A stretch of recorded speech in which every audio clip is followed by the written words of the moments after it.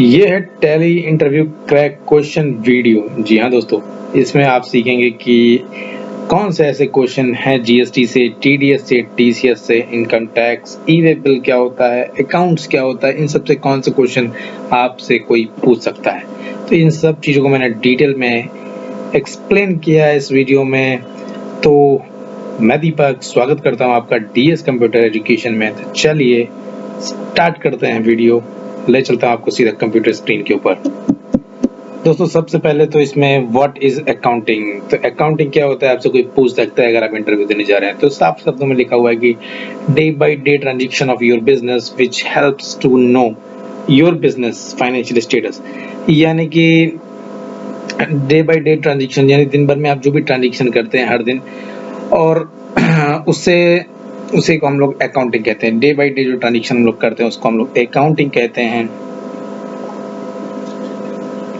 जो कि हेल्प करता है हमारे बिजनेस के स्टेटस का पता चलने में कि मेरा बिजनेस इस समय ग्रो कर रहा है कि क्या कर रहा है कि नहीं कर रहा है।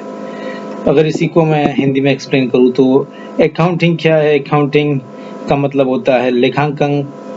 अकाउंटिंग मतलब किसी भी ऑर्गेनाइजेशन या बिजनेस में हो रहे फाइनेंशियल ट्रांजेक्शन के बारे में निम्नलिखित रूप से डेली जानकारी रखना, उसको हम लोग अकाउंटिंग कहते हैं, जिससे कि हमें अपने बिजनेस का स्टेटस पता चल सके दोस्तों। जी हाँ, तो अकाउंटिंग क्या होता है, अकाउंट क्या है, ये तो आपको समझ में आया होगा। इसके बाद अकाउंट तीन तरह के होते हैं, पर्सनल अकाउंट, रियल अकाउंट और नॉमिनल अकाउंट। जी हाँ दोस्तों, पर्सनल अकाउंट यानी व्यक्तिगत खाता, रियल अकाउंट यानी वास्तविक खाता और नॉमिनल अकाउंट मतलब नाम मात्र खाता। अब हम लोग समझते हैं कि करके तीनों अकाउंट्स के बारे में कि पर्सनल अकाउंट क्या है। तो पर्सनल अकाउंट में मैंने लिखा हुआ है कि जो अकाउंट्स किसी भी ऑर्गेनाइजेशन कंपनी से जुड़े होते हैं उसे पर्सनल अकाउंट कहा जाता है। उदाहरण के लिए आपके सामने एक अजय नाम का किसी भी व्यक्ति इंसान का व्यक्तिगत खाता, अजय नाम के किसी भी इंसान का व्यक्तिगत खाता को कहा जाएगा पर्सनल अकाउंट। अजय का खाता यानी किसी इंसान का बैंक अकाउंट खोलता है, तो पर्सनल अकाउंट के अंतर्गत कौन कौन सी चीजें आएगी, किसी भी व्यक्ति का अकाउंट आएगा, बैंक अकाउंट आएगा, capital account, supplier, customer account यहाँ पर आते हैं। अब इसके अगर गोल्डन रूल की बात करें यानी इसका रूल क्या है, तो फिर गोल्डन रूल की बात करें तो पर्सनल अकाउंट के अंदर वे सभी अकाउंट आ जाते हैं जिससे हमें ये पता चलता है कि किससे कितना पैसा लेना है या किसको कितना पैसा देना है। यानी डेबिट होते हैं रिसीवर और क्रेडिट होते हैं गिवर। जी हाँ दोस्तों, नेक्स्ट आते हैं रियल अकाउंट की तरफ। रियल अकाउंट क्या है, रियल अकाउंट या वास्तविक खाता वो है जो वस्तु संपत्ति से रिलेट करता है, यानी कि कोई एसेट्स और लायबिलिटीज से अगर कोई चीज रिलेट करती है तो वो हमारा रियल अकाउंट के अंतर्गत आती है। यानी ऋण या कर्जे से जानकारी मिलती है उसे रियल अकाउंट कहते हैं, जैसे land account, building, machinery account, furniture, vehicles. तो रियल अकाउंट समझ में आया आपको। इसका रूल क्या होता है, गोल्डन रूल। तो डेबिट वो होता है जो व्यवसाय में आता है और क्रेडिट वो होता है जो व्यवसाय से बाहर जाता है, यानी व्यापार से आपके बिजनेस से बाहर जाता है, वो हमारा रियल अकाउंट होता है दोस्तों। इसी के साथ ही नॉमिनल अकाउंट क्या होता है, तो नॉमिनल अकाउंट के अंदर हमारे सारे एक्सपेंसेस, प्रॉफिट लॉस, ये सारी चीजें आती हैं। तो इसके मैंने सीधा इसका डेफिनेशन नहीं यहाँ पर मेंशन किया, सीधा इसका रूल लिखा हुआ है, क्योंकि सारे के सारे एक्सपेंसेस, गेन, प्रॉफिट लॉस, ये सारी की चीजें नॉमिनल अकाउंट के अंदर आती हैं। तो डेबिट में है व्यवसाय के सभी खर्चे और एक नुकसान, यानी एक्सपेंसेस और नुकसान यानी लॉस हमारा डेबिट होता है, और क्रेडिट यानी व्यवसाय की गेन और लाभ, यानी प्रॉफिट और गेन हमारा सीधा क्रेडिट होता है। तो ये आपसे कोई इंटरव्यू में अगर आप जाते हैं तो आपसे पूछ सकते हैं कि भाई अकाउंट क्या होते हैं, अकाउंट कितने तरह के होते हैं, गोल्डन रूल्स क्या होते हैं, तो आप उसको ही बता सकते हैं। फिर मैंने एक एग्जांपल लिया है, यहाँ पर एक व्यक्ति दिखाई पड़ रहा है आपको जो कह रहा है, हाय आई एम संजय शाहनी और मैं अपना बिजनेस शुरू करना चाहता हूँ। तो भाई बिजनेस शुरू करना है तो क्या होना चाहिए, तो आपके पास होना चाहिए कैपिटल अकाउंट, यानी कैपिटल मनी जमा पूंजी, पूंजी राशि को हम लोग कैपिटल कहते हैं। तो कैपिटल आप कहाँ से ले सकते हैं भाई, एक तो कैश होता है, एक तो लोन आप ले सकते हैं बैंक से, और एक आपका नगद ही अमाउंट आप किसी से ले सकते हैं। तो इसके लिए हमको पहले समझना पड़ेगा फाइनेंशियल ईयर के बारे में। तो मैंने नेक्स्ट स्लाइड में आपके लिए फाइनेंशियल ईयर बताया है।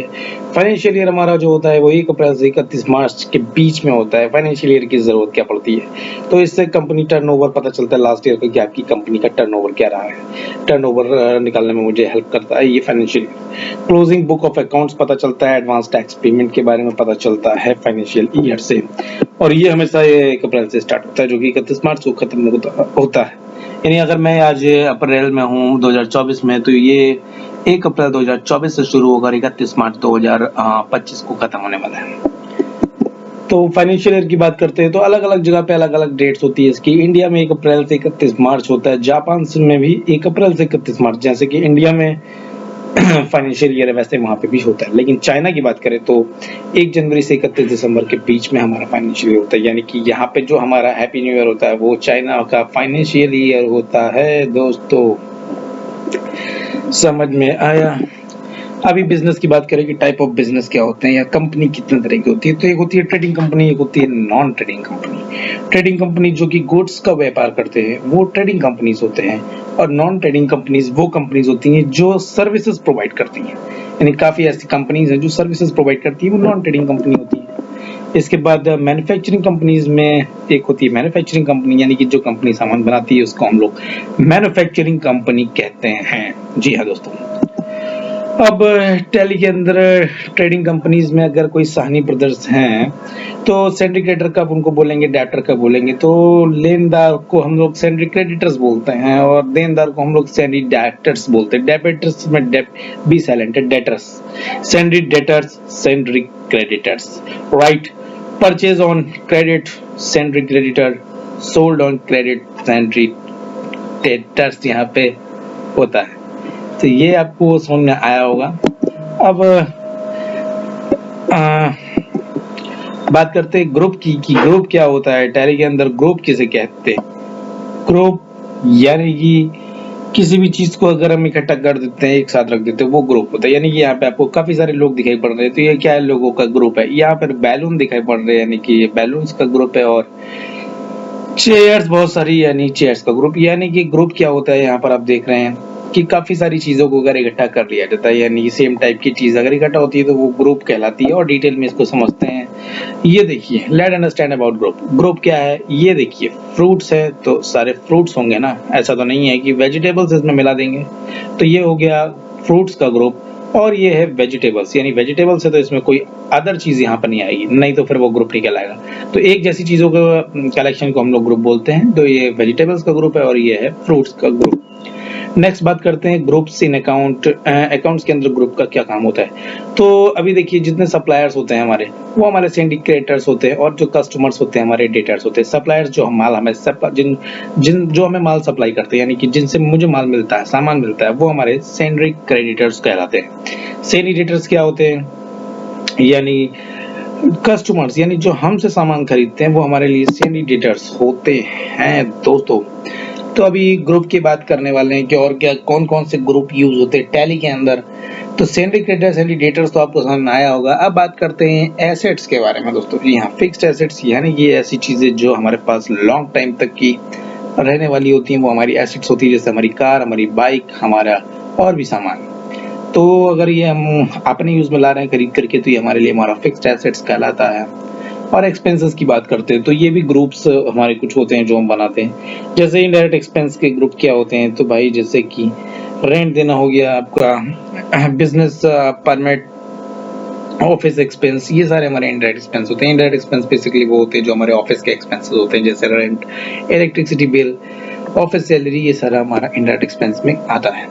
अभी सिंडिकेटर और डेटर को मैंने और डिटेल के अंदर एक्सप्लेन किया है कि लेजर क्या होता है। तो लेजर हमारा पता है आपको कि लेजर वो अकाउंट होते हैं जहाँ पे ट्रांजेक्शंस को रिकॉर्ड किया जाता है। यानी कि अगर कोई हमसे सामान खरीद रहा है तो उसका लेजर हम लोग बनाएंगे और उसको उसके अंडर में रख देंगे, और अगर किसी को बेच रहे हैं तो उसका भी लेजर बनाएंगे।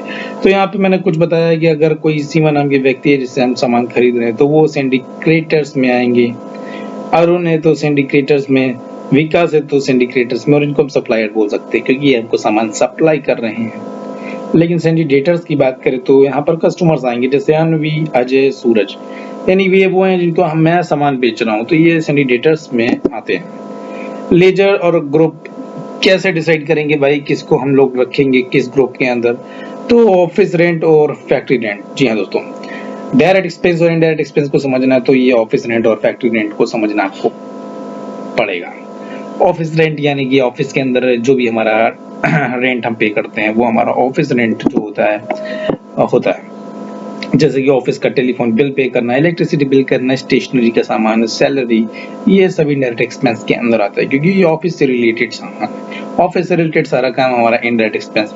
लेकिन अगर किसी कंपनी या फैक्ट्री से रिलेटेड कोई काम होता है तो वो हमारा डायरेक्ट एक्सपेंस के अंडर में आता है, जैसे वेजेस को पे करना, रॉ मटेरियल परचेज करके ला रहे हैं, पावर फ्यूल, ये सारे के सारा हमारा डायरेक्ट एक्सपेंस में आता है।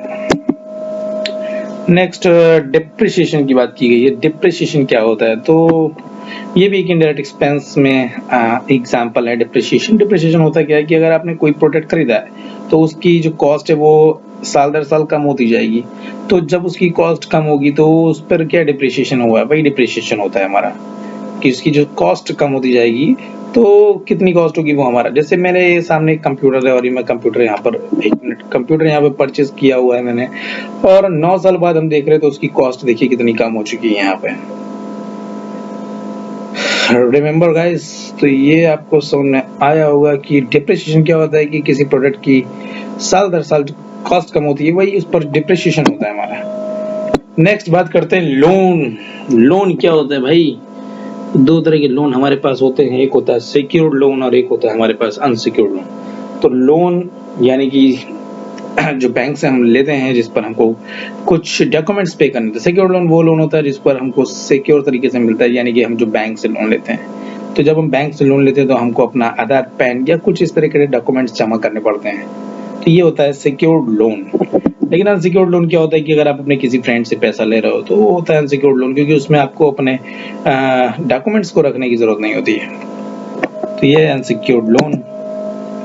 नेक्स्ट यहाँ पे कुछ लेजर्स मैंने बताए हुए हैं जिसके अंदर बताया गया है कि रेंट हमें अगर पे कर रहे हैं तो एड्स का अंडर क्या रहेगा, इनडायरेक्ट एक्सपेंस। फैक्ट्री रेंट है तो इनडायरेक्ट एक्सपेंस। इसी तरह से डिप्रिसिएशन है तो रिजर्व सरप्लस। इस तरह से कुछ लेजर दे रखी है। अच्छा, एसेट्स की बात करी थी मैंने, तो यहाँ पर टेंजिबल और इंटेंजिबल दो तरह के एसेट्स और होते हैं। ये भी आपसे पूछ सकता है कि टेंजिबल एसेट्स और इंटेंजिबल एसेट्स क्या होते हैं। तो टेंजिबल एसेट्स वो होते हैं जो विजिबल होते हैं, और इंटेंजिबल एसेट्स जो विजिबल नहीं होते हैं। तो इंटेंजिबल एसेट्स यानी कि जो गुडविल होती है कंपनी की, यानी कंपनी की क्या रेपुटेशन है, वो हमारा इंटेंजिबल एसेट्स है, क्योंकि वो मुझे दिखाई नहीं पड़ेगा, विजिबल नहीं। कॉपीराइट इंटेंजिबल, ट्रेडमार्क इंटेंजिबल, और टेंजिबल जो होगी हमारी विजिबल होते हैं, जैसे कि फर्नीचर, कंप्यूटर, राइट। बाकी तो आपको पता ही होगा।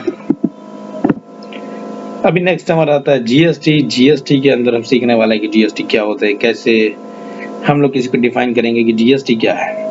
तो चलिए जीएसटी के बारे में समझते हैं। GST is a indirect tax collected by government of India which is levied on certain category of goods. GST एक इनडायरेक्ट एक्सपेंस होता है जो कि गवर्नमेंट ऑफ इंडिया के द्वारा कलेक्ट किया जाता है, और which is levied on certain category of good, और ये कि गुड्स और सर्विसेज के ऊपर, गुड्स और सर्विसेज की सप्लाई पर ये अप्लाई होता है, राइट। नेक्स्ट, जीएसटी का फुल फॉर्म तो आपको पता ही है, गुड्स एंड सर्विसेज टैक्सेस, यानी गुड्स और सर्विसेज पे जो टैक्स में पे करना पड़ता है वो हमारा जीएसटी होता है। क्यों इसकी जरूरत पड़ी, तो there are so many taxes, type of indirect taxes that are levied by the central government and state government of India, यानी कि बहुत सारे टैक्सेस हमारे जो होते थे जिनको मिला करके अभी सेंट्रल और स्टेट ने क्या कर दिया है कि गुड्स एंड सर्विसेज पे लगाए जाते थे, जैसे कि before GST entertainment tax, value added tax, import duty, luxury tax, central sales tax, services tax. तो इन सारे टैक्सेस का बहुत ही ज़्यादा बर्डन होता था, अलग अलग इसको मैनेज करना बहुत डिफिकल्ट हो रहा था। तो फिर क्या हुआ कि इन सारे टैक्सेस को मिला करके एक सिंगल टैक्स बना दिया गया जिसका नाम रखा गया गुड्स सर्विस टैक्स, यानी जीएसटी। दोस्तों, जीएसटी हमारा जो है 1 जुलाई 2017 से एप्लीकेबल हुआ था। जीएसटी रजिस्ट्रेशन नंबर, जी हाँ, जीएसटी इन नंबर क्या होता है, कितने डिजिट का होता है, तो GST in number means GST identification number, ये कि 15 डिजिट का हमारा होता है जो कि हर रजिस्टर्ड पर्सन को प्रोवाइड किया जाता है। एग्जांपल के तौर पे मैंने एक यहाँ पे नंबर लिखा हुआ है। ये जो नंबर होता है वो 15 डिजिट का अल्फान्यूमेरिक नंबर होता है जिसके अंदर फर्स्ट 2 डिजिट जो होती हैं वो स्टेट कोड आपको देखने को मिलती हैं, जैसे कि महाराष्ट्र का स्टेट कोड लिखा हुआ 27। अगली 10 डिजिट हमारी पैन कार्ड की नंबर होते हैं जो कि हमारा पैन कार्ड होता है, क्योंकि अगर आप रजिस्टर होंगे तो फिर आपको पैन कार्ड देना पड़ेगा। और लास्ट 3 डिजिट जो है रैंडम नंबर होता है, आपके जोनल कोड होता है, राइट। जीएसटी के अंदर रजिस्ट्रेशन, रजिस्टर्ड और अनरजिस्टर्ड पर्सन क्या होते हैं, तो जो जीएसटी के अंदर रजिस्ट्रेशन कराते हैं वो जीएसटी रजिस्टर्ड पर्सन है, और जो रजिस्ट्रेड नहीं होते वो हमारे अनरजिस्टर्ड पर्सन होते हैं। नेक्स्ट इसके अंदर है जीएसटी में इंटर स्टेट और इंट्रा स्टेट क्या कहते हैं, क्या होता है ये। तो इंट्रा स्टेट में लिखा हुआ है purchasing and selling with in a state is called intra state, यानी कि एक ही स्टेट के अंदर अगर कोई परचेजिंग और सेलिंग हो रही है तो वो स्टेट इंट्रा स्टेट है। जैसे कि कोई सामान महाराष्ट्र का है, महाराष्ट्र में बना और महाराष्ट्र के अंदर ही सेल हो गया तो वो कहलाता है इंट्रा स्टेट। लेकिन अगर कोई सामान है परचेजिंग सेलिंग, इंट्रा स्टेट क्या होता है, purchasing and selling between two states, यानी कोई महाराष्ट्र का सामान गुजरात में बिका और मध्य प्रदेश का सामान उत्तर प्रदेश में, तो ये कहलाता है हमारा इंटर स्टेट, राइट। और इसको डिटेल में समझते हैं। उससे पहले कि जीएसटी क्यों है, तो the biggest problem was state tax controversy, यानी कि स्टेट टैक्स कंट्रोवर्सी बहुत ज्यादा थी जिसके कारण जीएसटी को लाया गया। और इसके अंदर कुछ और खास शब्द जैसे एसजीएसटी, सीजीएसटी और IGST. SGST collected by state government of India on an intra and state and purchase. CGST collected by central government of India on an intra-state sale and purchase. Right? यानी कि intra-state अभी मैंने बताया कि purchasing and selling between two states is called intra-state. पीछे वाली slide में लेता हूँ मैं एक बार। Intra-state purchasing and selling within a state is called एक ही परचेजिंग और सेलिंग होती है स्टेट में, तो फिर वहां पर हमारा सीजीएसटी और एसजीएसटी लगता है, राइट। आईजीएसटी क्या होता है, collected by central government for inter state and cell purchase, यानी कि अगर आप किसी दूसरे स्टेट से अगर कोई परचेजिंग एंड सेलिंग कर रहे हैं तो ये हमारा कहलाता है आईजीएसटी। तब वहां पर हमारा जो टैक्स इन्वॉल्व होगा वो हमारा होगा आईजीएसटी। लेकिन अगर कोई purchasing selling with in state है तो आप सीजीएसटी और एसजीएसटी को ही कैलकुलेट करेंगे। आगे बात करें तो जीएसटी के अंदर कैसे रेट कैलकुलेट किया जाता है, तो अगर कहीं इंट्रा स्टेट है तो यानी कि 12% जीएसटी लग रही है तो फिर 6% सीजीएसटी और 6% एसजीएसटी आपको पे करनी पड़ेगी अगर जीएसटी रेट 12% है तो। लेकिन अगर यही काम अगर इंटर स्टेट के लिए करते हैं, यानी कि अगर अदर स्टेट से परचेजिंग सेलिंग हो रही है तो फिर वहां पर ये दोनों को मिला करके एक टैक्स बना दिया कि जिसको बोलते हैं आईजीएसटी, जो कि हमें 12% पे करनी होती है। एक हमारा यूटीजीएसटी भी होता है जो कि आपको पढ़ करके जाना रहेगा अगर आप इंटरव्यू देने जा रहे हैं तो। इसके बाद मैंने और डिटेल में समझाने के लिए एक एग्जांपल लिया है कि अगर टैक्स वैल्यू कोई सामान 100 रुपए का है, उस पर 12% टैक्स लग रहा है तो टोटल कॉस्ट उसकी 112 रुपए हुई। तो फिर अगर विद इन स्टेट है तो कैसे होगा, तो 6% होगा एसजीएसटी, 6% होगा एसजीएसटी, तब उसको 112 रुपए पे करने होंगे। लेकिन अगर आईजीएसटी है, अगर ये अदर स्टेट पे परचेजिंग सेलिंग हो रही है तो फिर वहां पे हमको आईजीएसटी लगाना पड़ेगा, यानी कि सीधा 12% 12 रुपए टैक्स कैलकुलेट होके लगेगा यहाँ पर, राइट। नेक्स्ट है एचएसएन कोड क्या होता है, बिल में क्यों जरूरत पड़ती। दोस्तों आपने कोई प्रोडक्ट खरीदा होगा तो जीएसटी इनवॉइस बिल मिला होगा, तो उस जीएसटी इनवॉइस बिल पर आपने अक्सर एचएसएन कोड देखा होगा। वैसे ही अगर आप किसी सर्विस को लेते हैं तो उसके बिल पर सैक कोड होता है। तो चलिए, अगर आप नहीं जानते इसका मतलब क्यों ऐसे कोड आपके बिल पर होते हैं, तो ये वीडियो आपके लिए, इसको किसने बनाया और कंपल्सरी है या नहीं ये समझते हैं। तो बिल में एचएसएन कोड क्यों होता है, इसका फुल फॉर्म होता है हार्मोनाइज्ड सिस्टम नोमेनक्लेचर, और इसे बनाया है वर्ल्ड कस्टम ऑर्गेनाइजेशन WCO ने, जो कि एक देश विदेश में होने वाले गुड्स और सर्विसेज में होने वाले आयात निर्यात यानी इंपोर्ट और एक्सपोर्ट को कंट्रोल करती है। तो इन्होंने इस कोड को इसलिए बनाया कि अगर इंडिया में कोई प्रोडक्ट का बिल बनाया जाता है तो दूसरे देश में उस प्रोडक्ट का नाम कुछ और ही होगा, और अगर ऐसा है तो जब गुड्स का इंपोर्ट एक्सपोर्ट करते हैं तो उसका टैक्स रेट ढूंढने में बहुत समस्या आएगा। तो अगर ऐसी कोई कोड की लिस्ट बनाई जाए कि उस कोड को एंटर करते ही कंप्यूटर टैक्स रेट उस एंट्री में कौन सा है ऑटोमेटिक बता दे, कि कस्टम डिपार्टमेंट अपना समय बचा सके और टैक्स रेट के बारे में कोई कंफ्यूजन न रहे, इसके लिए बनाया गया है एचएसएन कोड। दोस्तों तो समझ में आया आपको एचएसएन कोड क्या होता है। नेक्स्ट आते हैं बीआरएस के बारे में। बीआरएस टैली प्राइम के अंदर एक ऑप्शन होता है जिससे हमारे बैंक के किए गए ट्रांजैक्शन का बैंक पासबुक एंट्री के जरिए वेरीफाई कर सकते हैं और टैली में अपडेट कर सकते हैं। बिजनेस में होने वाले बैंक बुक और कैश बुक संबंधित लेन देन में वास्तविक रूप से मिलन करने के लिए हमें BRS करना पड़ता है। बैंक बुक और कैश बुक में जो डिफरेंस अमाउंट होता है उसका समाधान करने के लिए BRS का यूज करते हैं। राइट दोस्तों, समझ में आया होगा BRS आपको। नेक्स्ट आते हैं TDS। क्या होता है भाई? TDS tax deducted at source, इसका फुल फॉर्म है जो कि किसी भी व्यक्ति की कोई भी इनकम होती है, जैसे सैलरी, कमीशन लेना, अगर वो टैक्सेबल होती है यानी इनकम टैक्स के दायरे में आती है, तो उसे पेमेंट करने वाली कंपनी या व्यक्ति को उसके पेमेंट से TDS काट के उसे पेमेंट करनी होती है। और जिस किसी के पेमेंट में TDS कटेगी वो उसी के पैन कार्ड नंबर के अगेंस्ट जमा की जाती है। राइट दोस्तों, TDS समझ में आया। अभी TDS होता क्या है? TDS मतलब टैक्स एट सोर्स, और TDS में दो शब्द होते हैं, एक होता है डिडक्टर और एक होता है डिडक्टी। तो डिडक्टर क्या होता है समझते हैं। डिडक्टर मतलब TDS डिडक्ट करने वाली कंपनी को डिडक्टर कहा जाता है, और जिसका TDS काटा गया है यानी डिडक्ट हुआ है उसको डिडक्टी बोला जाता है। TDS किस पर काटा जाता है? तो सैलरी पर लगभग होता है as per income tax slab. Interest 10,000 और मोर देन तो 10%। Rent, machinery, plant, rent for land, building, commission पे, इन सब चीजों पर आपको टैक्स देना पड़ता है। राइट।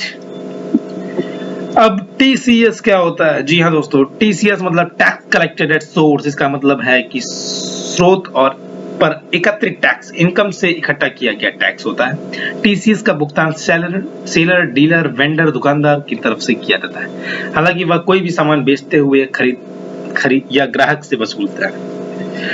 वसूलने के बाद इसे जमा करने का काम सेलर या दुकानदार का ही होता है। इनकम टैक्स की धारा 206C में इसे कंट्रोल किया जाता है। अंडर इनकम टैक्स एक्ट 1961 कुछ खास तरह की वस्तु के विक्रेता ही इसे कलेक्ट करते हैं। इन वस्तुओं को timber, would, scrap, mineral, tendu पत्ते शामिल हैं। इस तरह का टैक्स तभी काटा जाता है जब पेमेंट एक सीमा से ज्यादा होता है। ठीक है, तो TCS कैसे कटेगा? बिजनेस उद्देश्य से कुछ चीजों की बिक्री पर ही TCS का नियम है। जैसे राजेश ने किसी फर्म को 1 लाख रुपए का स्क्रैप बेचा, स्क्रैप पर 1.00% का TCS का नियम है। 1 लाख का 10% 1,000, तो फिर फर्म से कुल 1,01,000 रुपए मिल जाएंगे। 1,000 रुपए के TCS को इनकम टैक्स विभाग के पास जमा करना होगा खरीदार फर्म के नाम से। जैसे कोई ABC फर्म है, राइट, स्क्रैप सामान ये है यानी कि बेचता है कोई व्यक्ति, ये है राजेश, तो फिर जो कंपनी के नाम से आपका 1,000 रुपए का टैक्स पे करना होगा। नेक्स्ट है ई-वे बिल। तो मैंने ये वीडियो को बहुत ही ज्यादा लंबा खींचने की कोशिश नहीं करी है क्योंकि काफी सारी चीजें इसके अंदर डिटेल के अंदर मैंने आपको एक्सप्लेन की है, तो वीडियो लंबा नहीं है। ई-वे बिल क्या होता है? ई-वे बिल का फुल फॉर्म है इलेक्ट्रॉनिक वे बिल। जी हाँ दोस्तों, ई-वे बिल एक तरह का इलेक्ट्रॉनिक बिल होता है जो 50,000 रुपए से ज्यादा के माल की सप्लाई या रिसीव करने पर किया जाता है, ये करने पर अनिवार्य होता है। Whether it is a intrastate or interstate transaction or it is transfer of goods, यानी कि ट्रांसफर ऑफ गुड्स पे ये होता है। अभी इसको कैसे हम लोग अप्लाई करते हैं? तो अपने राज्य में 50 किलोमीटर की अंतर पर अगर गुड्स परचेज या सेल हो रही है तो आपको ई-वे बिल बनाना जरूरी नहीं है। यानी कि अगर आप 50 किलोमीटर से ज्यादा का ट्रांसपोर्टेशन कर रहे हैं तब फिर आपको ई-वे बिल जनरेट करना पड़ता है। E-way bill normal vehicles less than 1000 kilometre one day, यानी अगर नॉर्मल व्हीकल्स, यानी देख रहे हैं आप यहाँ पर एक फोटो जिसके अंदर एक ट्रक है और वो सामान लेकर के जा रहा है, यानी कि एक ट्रक है जो कि सामान लेकर के जा रहा है, तो फिर आपको इस पे ई-वे बिल देना पड़ेगा। ई-वे बिल जनरेट होगा यानी कि उस पर आपको एक ई-वे बिल कंपलसरी। तो लिखा हुआ है कि वेदर इट इज इंट्रास्टेट और इंटरस्टेट, यानी कि किसी भी तरफ से एक स्टेट से दूसरे स्टेट में या एक स्टेट के अंदर अगर कोई ट्रांसफर आप गुड्स कर रहे हैं यानी गुड्स को ट्रांसफर कर रहे हैं और उसकी अगर रेंज 50 किलोमीटर से ज्यादा है तो फिर आपको ई-वे बिल जनरेट करना पड़ेगा। Compulsory in case of sending goods for job work और make final goods to make ready to sell, यानी अगर आपने कोई सपोज आपकी कंपनी चेयर तैयार करती है लेकिन आपको उस चेयर पर पहिया लगवाने के लिए कहीं और उसको बेचना है और वो 50 किलोमीटर से ज्यादा दूरी पर जाना है, तो फिर जब आपकी चेयर जा रही है भाई जिस सामान में, जिस ट्रक में, उस पर आपको ई-वे बिल बनाना जरूरी है दोस्तों। ट्रांसपोर्टेशन हुआ ना, तो ये है ई-वे बिल। प्रैक्टिकल वीडियोस इसकी मैंने अपने YouTube चैनल पर दी हुई हैं। अगर आपको नहीं मिल रही है तो फिर आप मुझे मैसेज कर सकते हैं, मैं आपको दोबारा से वो वीडियो प्रोवाइड कर दूंगा। उम्मीद करता हूँ ये DS कंप्यूटर एजुकेशन का पार्ट आपको पसंद आया होगा, जिसमें मैंने आपको बताया टैली के कुछ खास शब्दों के बारे में, जैसे syndicator, syndicators, GST, TDS, TCS, income tax, BRS क्या होता है, ई-वे बिल कैसे बनाते हैं, ग्रुप लेजर, एवरीथिंग। यानी अगर आप कहीं टैली का इंटरव्यू देने जा रहे हैं तो शायद अगर ये वीडियो देख करके जाएंगे तो आपको थ्योरी पार्ट में फुल मार्क्स मिलने वाले हैं दोस्तों। और अगर आप प्रैक्टिकल सीखना चाहते हैं तो कंप्लीट एक वीडियो ट्यूटोरियल आपके लिए 3 घंटे का मैं इसी यूट्यूब चैनल पर लेकर के जल्द आने वाला हूं। मिलते हैं प्रैक्टिकल पार्ट में, तब तक के लिए